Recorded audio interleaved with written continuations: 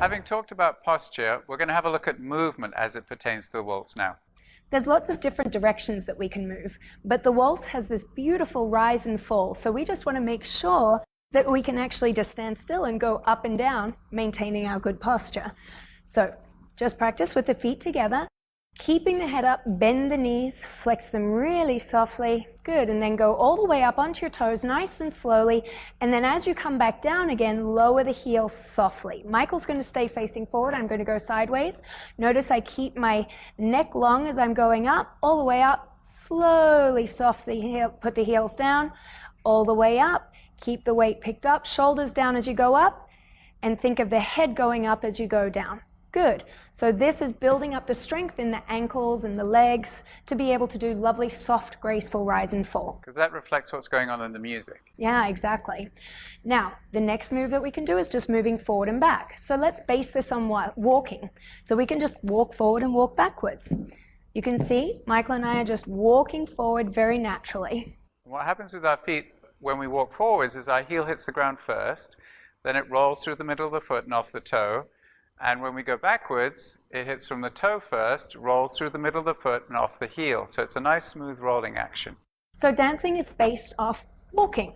So we're just going to do that facing each other now. We're just going to walk forward and back. So you can see Michael is walking towards me, I'm walking back, and we're just rolling through the foot very naturally. If you can do this, you can dance. The added element of dancing is we always want to be connected to our best friend, the floor here. So we're not going to pick up our feet and place them, we're going to constantly brush them across the floor. Because the music is nice and soft and smooth, and we don't want to have a clunky action with a smooth piece of music. This will give you a nice soft drive and glide movement across the floor. So you'll notice Michael's going to walk forward, I'm going to go back. You'll notice we push our foot across the floor to do our walk. You'll notice as I'm coming forward now, I push the toe till it becomes the heel very naturally. It just peels the foot across the floor. So we have forward and backward walking. Let's just do that one more time. When you practice this, make sure that you're standing up nice and straight. So it helps actually to have your knees slightly flexed, a little bit soft as you do this. That'll help with balance. So weight down and head up and focus up. Good, and back we go the other way. Lovely. Excellent.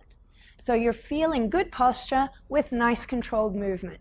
What you can do as well is practice this one more time. Instead of doing it with the soft knees, let's actually go onto our toes, because when you rise, you also want to keep your feet pushing across the floor. So you can see even though we're on the toes right now, we never lose contact with the floor, so our feet are constantly pushing. Do that one more time. I'm going to do it badly. And you can see Michael's gliding and I'm flopping onto my foot. Michael looks so much better. Do it that way. So make sure you keep your feet in contact rather than picking them up and placing them down. The next movement that we do in our waltz is going from side to side. So what we're going to do is just move from side to side, just noticing that we're brushing our feet as we go side to side. So let's do that a little lower. So here's where soft knees are flexing. Then we're going to do that same thing on our toes the whole time. So you'll notice we're staying, keeping the feet in contact with the floor, keeping the shoulders down and the head up. Good. Now in the waltz, we have a combination of the down and up. We get a combination of down to up. We have a power drive and then a drifting up action. So keeping that foot on the floor as you're rising helps give you lovely control. So we're going to practice that just aside now. We're going to go down and up, and down, up. We've got this nice pendulum action of the base going down. Make sure you draw that foot in with lovely foot pressure to give you lovely lilting controlled rise and fall. Beautiful. Okay, these are the movements that we do in waltz. Make sure you practice them with your own posture because your partner is not responsible for you having beautiful feet and perfect posture. You are responsible for that. So next we're going to talk about the frame.